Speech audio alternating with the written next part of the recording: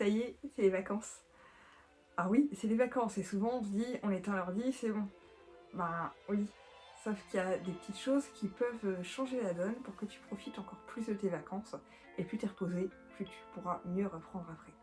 La première chose, ça va être de bien penser à mettre en place un répondeur automatique, celui qui dit je suis absent de tel jour à tel jour.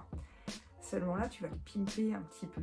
C'est-à-dire qu'au lieu de mettre juste ça, tu vas en profiter pour te faire un peu de pub, normal.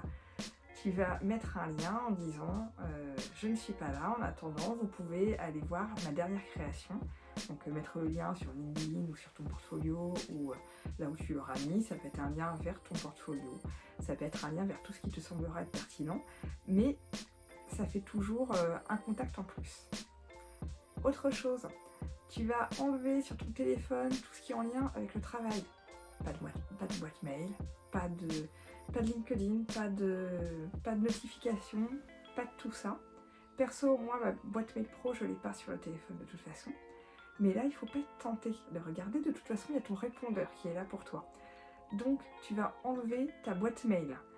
Et pas d'excuse de oui, mais s'il y a une urgence ou quoi, on sauve pas des vies. Donc, tu l'enlèves. Et tu seras comme ça serein, tu ne seras pas tenté d'aller voir un peu plus. Autre chose, il faut mettre en place ce qui permet à ton cerveau de déconnecter vraiment. Ce qui va te dire je suis en vacances et c'est pas juste un week-end. C'est-à-dire que si ton premier jour de vacances, tu fais ce que tu fais d'habitude le week-end, donc je sais pas, des choses passionnantes comme les courses, le ménage ou autre, et bien là, essaie de marquer la différence en commençant tes vacances autrement. Si ça te fait plaisir de passer 2 heures à lire, eh bien passe 2 heures à lire.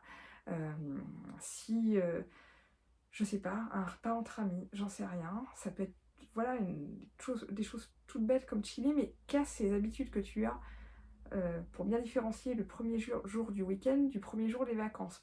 C'est pour aider ton cerveau à faire le switch plus rapidement.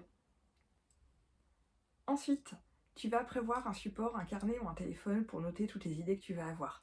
Ça, c'est pour pas avoir à toucher à ton ordinateur. Souvent, quand on les déconnecte, on a plein de nouvelles idées qui viennent et c'est top. Mais du coup, il ne faudrait pas se remettre en mode boulot, ni perdre les idées. Donc, prévois un carnet, téléphone, ce qui te fait plaisir, et comme ça, tu trouves le bon juste milieu. Et dernière chose, tu vas planifier ta reprise. Parce que c'est facile de partir en vacances, par contre c'est aussi facile de se dire 3 jours avant, alors il y a ça qui m'attend, ça quand est-ce que je vais le faire, est-ce que ça va se passer de telle ou telle façon, reprendre un peu dans le brouillard en listant la chose de ce qui nous reste à faire, c'est pas agréable. Donc tu vas bien programmer au mieux ta semaine, sinon ta première journée, que tu commences en sachant clairement que tu as cette tâche-là à faire, celle-là, des tâches pas trop prenantes pour faire une reprise en douceur et que tout se passe pour le mieux. Voilà, j'espère que ça t'est utile. Je te souhaite de bonnes fêtes de fin d'année, je te souhaite de bonnes vacances, profite bien et on se retrouve tout bientôt dans une nouvelle édition de cette newsletter. Salut!